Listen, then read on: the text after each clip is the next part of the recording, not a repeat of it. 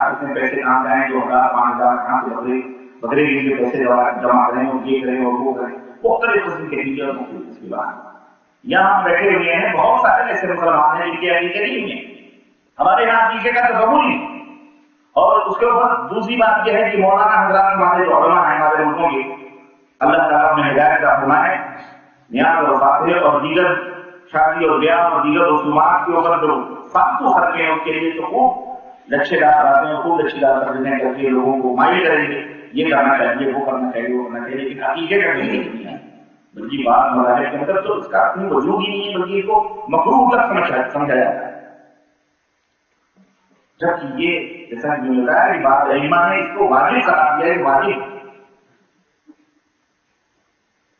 जान को ले जान कुल्लु मौलूदिन रहीन व्यक्ति का, हर बच्चा जो पैदा होता है वो रहन में रहता है, रहन समझते हैं, रहन गिरवी होता है अपने अकीके के बदले। अगर आपका अकीका नहीं है तो गोया आप गिरवी हैं। गिरवी का मतलब यह है कि अगर ये सामान हमने आपको, ये मेरा सामान है, मैंने आपको दिया और कहा कि भाई ये सामान आप रखो गिरवी के तौर पर और इसके बदले मुझे 2000 रुपए दे दो, मतलब यह है कि फिर जब हम ये 2000 आपको वापस करेंगे तो वो सामान आप हमको वापस करें। तो अपने अकीके के बदले हर मौलूद गिरवी होता है। जिसका अकीका नहीं हुआ है इसका मतलब यह है कि अभी तक गिरवी है, उसने अल्लाह तबारक व तआला से उसको वापस नहीं लिया, एक्सपायर नहीं। कितनी बड़ी बदनसीबी की बात है कि आदमी इसके अंदर मसरत करे। तो ये बड़ी खुशी और मसरत की बात है, बेदारी की लहर आप रात सुन रहे हैं। इस मुनासबत से अल्लाह तबारक व तआला आपको औलाद अता फरमाए, तो आप भी हम भी सब सुन्नत को जिंदा करें और अपने माशरे में, अपने समाज में जहां जहालत की तारीखियां हैं इसको जिंदा करके लोगों को बताएं कि असल काम ये है, जो जिस खुराफात में शैतान ने हमको लगाया हुआ है वो नहीं, ये असल काम है जिस काम के लिए हमें अज्र मिलता है, सवाब मिलता है। देखिए इस अकीदे के एवज में बदले में सुन्नत का काम है। आज 100-150 आदमी जमा है अल्हम्दुलिल्लाह, यहाँ पे मुलाकात भी हो गई, आम के आम रोटियों के आम दावत भी खाएंगे आप इंशाअल्लाह तबारक व तआला, और उलमा किराम की आपने तालीम भी सुनी। कुछ दिन ईमान आता हुआ, रोशनी मिली, अल्लाह उसके रसूल की बातें समझ में आई। कम से कम अगर कुछ नहीं हासिल होगा तो इतना तो जरूर होगा कि नबी अलैहिस्सलाम ने फरमाया कि जहां इस तरह की मजलिसें मुनाकिब होती हैं, जहां अल्लाह और उसके रसूल, अल्लाह का जिक्र होता है, अल्लाह का बयान होता है, अल्लाह की याद होती है, तो अल्लाह के रसूल साहब को फरमाते हैं कि अल्लाह ताला फरमाता है कि उन तमाम मजलिस में शरीक होने वाले लोगों के गुनाहों को अल्लाह तबारक व तआला माफ फरमा देता है। कम इतना तो होगा। और एक रिवायत में आता है कि जब वो लौट के जाते हैं तो मुनादी आवाज देता है कि ऐ मजलिस में शरीक होने वालों, लौट जाओ अपने घरों की तरफ, अल्लाह ने तुम्हारे खताओं को माफ फरमा दिया। तो इंशाअल्लाह जब हम यहाँ लौटेंगे तो हमारे गुनाह, हम अल्लाह से उम्मीद करते हैं, दुआ करते हैं कि अल्लाह तबारक व तआला हमारे तमाम मुशारिकीन के, यहाँ हाजिर के और हाजरात के, मर्द हो या औरत हो, बच्चे हो, जवान हो, बूढ़े हो, अल्लाह ताला हमारे गुनाहों को माफ। आमीन। तो इस मुनासबत से अल्हम्दुलिल्लाह कोई रियाद से आया है, कोई हाई से आया है, मुख्तलिफ कोई मजमा से आया है, कोई जुल्फी से आया है, मुख्तलिफ अबू याकूब की मोहब्बत, अल्लाह तबारक व तआला इस मोहब्बत को बरकरार रखे और अल्लाह ताला इन्हें उलमा की खिदमत और उलमा से मोहब्बत मजीद पैदा करने की तौफीक अता फरमाए, करने की तौफीक अता फरमाए। ये इनकी मोहब्बत में इतने दूर दराज से सफर कर करके लोग यहाँ हाजिर हुए हैं। अल्लाह तबारक व तआला हमारी हाजिरी को कबूल फरमाए और अल्लाह ताला हम सबको जन्नतुल फिरदौस में जगह अता फरमाए और अल्लाह हमारी औलाद को हमारी आंखों का ठंडक बनाए और अल्लाह तबारक व तआला जरिए निजात बनाए। दोस्तों और भाइयों, कुरान करीम की इनायत की तिलावत मैंने की है, वक्त ज्यादा हो रहा है और मैं बड़े इख्तिसार से काम लेते हुए चंद बातें आप की खिदमत में रखूंगा, तफसील का वक्त नहीं है। और उसको एक नसीहत है सबसे पहले हमारे अपने लिए, अमीजात के लिए, उसके बाद आप के लिए। अल्लाह ताला ने, अल्लाह और उसके रसूल की इन नसीहतों पर अमल करने की तौफीक अता फरमाए। आमीन या रब्बल आलमीन। हमारे शेख नसीरुद्दीन हफिज़हुल्लाह जो जुल्फी के आयात से आई,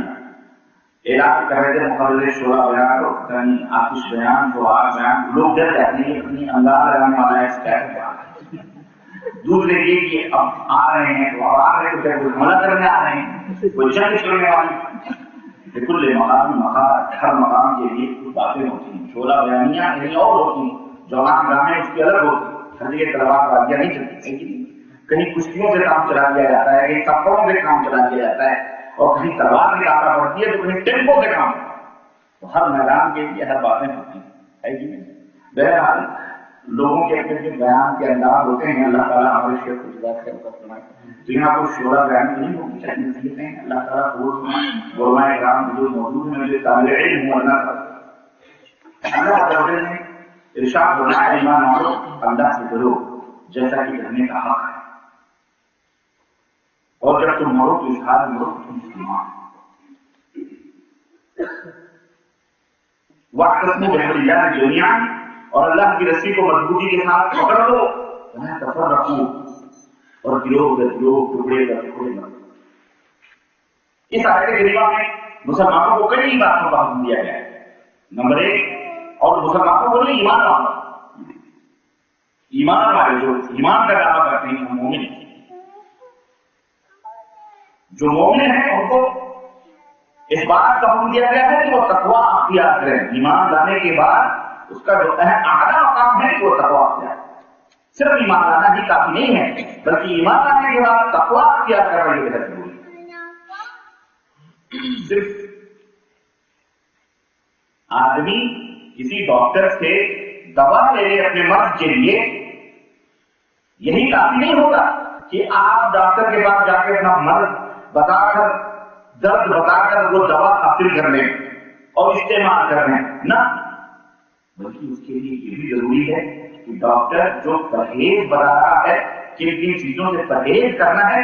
وہ پرہیز جو آپ کے پاس ہے اس کی فہرست، وہ پرہیز بھی کریں۔ اگر دوا کھا رہے ہیں سردی اور زکام کی، اور ڈاکٹر نے کہا ٹھنڈا پانی نہیں پینا، آئس نہیں کھانا، آئس کریم نہیں کھانا، دوا بھی کھا رہے ہیں، آئس کریم بھی کھا رہے ہیں، وہ دوا کوئی فائدہ نہیں، ریئیکشن کر جائے گا۔ تو ایک تو زکام نہیں تھا، اور اس کے بعد ریئیکشن کرنے کے بعد پتہ نہیں اور کون سی بیماری آپ کو لگ ہے، اور دسیوں بیماریاں آپ کو لگ جائیں ہے کہ تو ایمان آپ لائے ہیں لا الہ الا اللہ محمد رسول اللہ آپ نے پڑھا ضرور، لیکن یہ بولی لا الہ الا اللہ محمد رسول اللہ کی فائدے مند کب ہوگی؟ یہ دوا اللہ تعالیٰ نے فرمایا کہ ولا تهنوا ولا تحزنوا وانتم الاعلون ان کنتم مؤمنین، تم اگر مومن ہو تو تم کامیاب ہو جاؤ گے، غم نہ کرو، فکر نہ کرو۔ لیکن آپ کتنے مومن ہیں کامیاب ہیں؟ کئی یہودی دکھ رہے ہیں، کہیں کفار دکھ رہے ہیں، کہیں مشرکین دکھ رہے ہیں، کہیں حادثے ہو رہے ہیں، کہیں زلزلے آ رہے ہیں، کہیں زمین دھسائی آ رہی ہے، کہیں سونامی کی لہریں بستیاں لگے ہوئے ہیں۔ چلو طرف سے اگر میں یہ کہوں کہ دنیاوی جو شیاطین ہیں، کفار اور مشرکینوں نے اگر ہماری زندگی کو تنگ کیا ہوا تو آسمانی بلائیں کچھ کم نہیں ہے ہمارے وجود کو ختم کرنے۔ گویا ایسا لگتا ہے جیسے زمین والوں کا بھی قہر ہمارے اوپر ہے اور آسمان والے کا بھی قہر ہمارے اوپر ہے۔ ضرور کوئی بات ہے ہمارے اندر کی اللہ کچھ ہے پسند نہیں ہے، ہماری زندگی، ہمارا عمل، ہمارا کردار، ہمارا ایمان، ہمارا عقیدہ ضرور کہیں کھوٹ ہے۔ تو انسان کو اگر ایک دفعہ چوٹ لگتی ہے تو سفر کر کے چلنا چاہیے، لیکن کتنا غافل اور کتنا احمق اور کتنا بدنصیب ہے وہ انسان کہ ایک ٹھوکر لگی